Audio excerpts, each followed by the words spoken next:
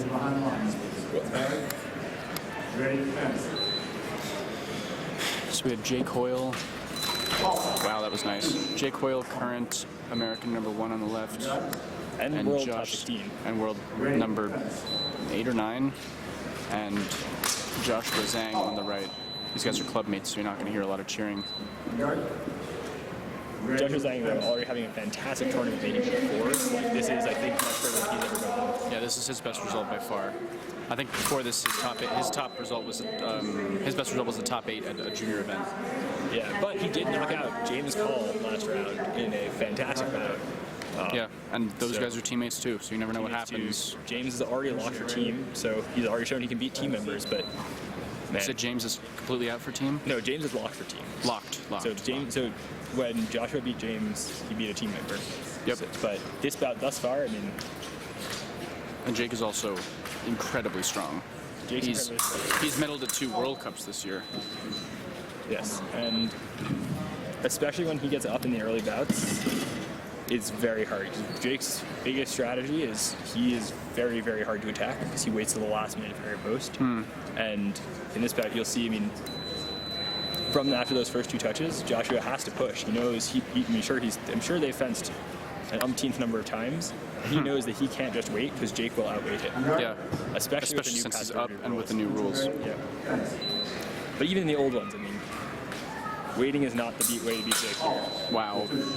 And he just punishes him every time he opens that tries to close that distance. It's so hard. That's the tough part. Yeah, that was a flick to the wrist as a counterattack. That was crazy. Well, right, and it was because Joshua was closing the distance. And as you said, he has to go forward, but it's really scary to go forward when you're getting flicked on the wrist like that. Yeah, I'm sure.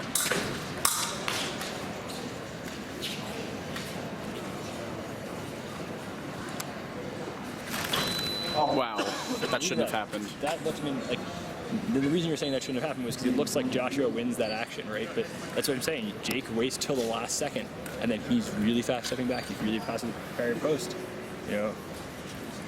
Yeah. Joshua's changing his epee, but I think he didn't ask to test first, did he? No, I think he just missed. And he just wants a second to, like, collect himself. Yeah, yeah. I mean, that was not the epee change of someone who thinks their epee isn't working. Yeah.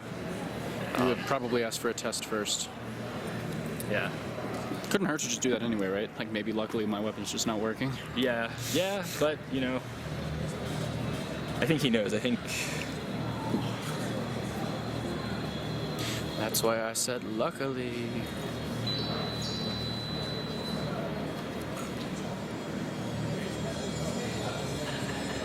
But Jake's been doing this to people all day, making it look easy. I think he was up 5 or 6-0 against Justin Yu. Yeah, I saw the beginning of that. Because Justin Yu was also in contention for team today if he won the tournament, because he had an open spot in his so it's a lot of free points compared to a little bit that other people can gain. Right. So for example, Adam Rodney, his second Group 1 value was already 900, over 900. Which so he'd have to get second or first to increase it, and even if he does, he only goes up a 1 or 200 points. And I think Alan had a 300 in one of those spots, didn't he? Yeah, he did. Wow. Yeah, and so here's the thing too, like, we said he was going to wait. There, he looked like he was faking in and just finished. If I was Joshua Zhang, I'm not sure I know what to do here. Yeah, I mean, that was a good attack though. Jake did not have the response ready, but he was able to jump at a distance. Part of being a top fencer is having all the tools and just putting them all together in the right way.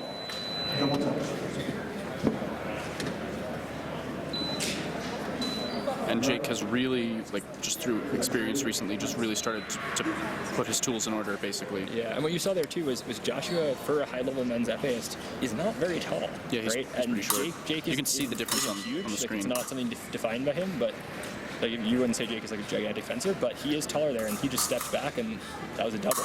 Even though in a right-of-way weapon, tactically, he lost that action. And here, you know. And that was again a flick counterattack to the arm. Did he pick up the blade though? I think there was blade contact. I don't think it was a parry. I think it was just like a belding after the flick. Ready? But we'll see later.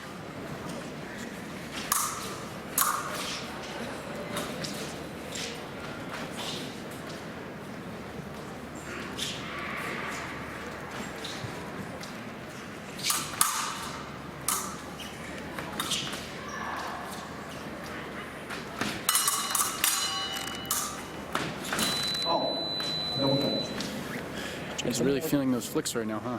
And something else that Jake's been really good at this bout, I think, is what we've seen is Josh goes in and he's testing the waters. He's doing sort of feint to hand, see what Jake reacts, and Jake's changed it up.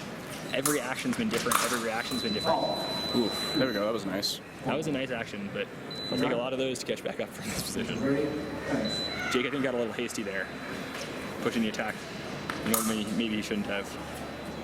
It's like one of those mental damage touches. If you get it, it's like devastating at that point, and if not, it's not a big deal. That was a beautiful action, though. I think. Yeah, that was good timing. Jake wasn't ready on his feet. It looked like. You got to respect someone down 10-2 who's still really trying hard in the bout, really in it. Joshua Zhang has not given up, and that's probably why he's here today in the top 4, is because it takes that type of mental attitude to go for it. And you see Jake, it looks like he's putting the pressure on a lot more. This is the first time I think he's crossed Joshua's end line in the entire bout. On guard line. On guard line, thank you. Yes. Forcing that action, reasserting his dominance, and taking back control of his bout. Ready?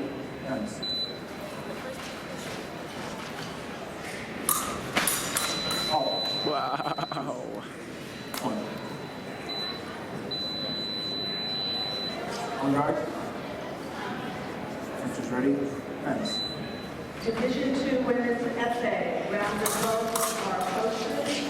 Please check the monitor. There are approximately 15 minutes. Jake's tip is like MasterCard. It's everywhere Josh Zhang wants to be. I'm going to hop down and get some pictures. Which is ready? Fence.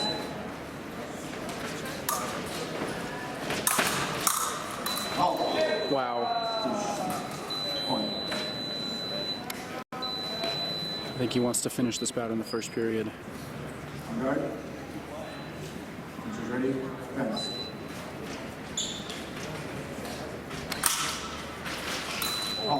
Yep, that's exactly right. Guard line, over.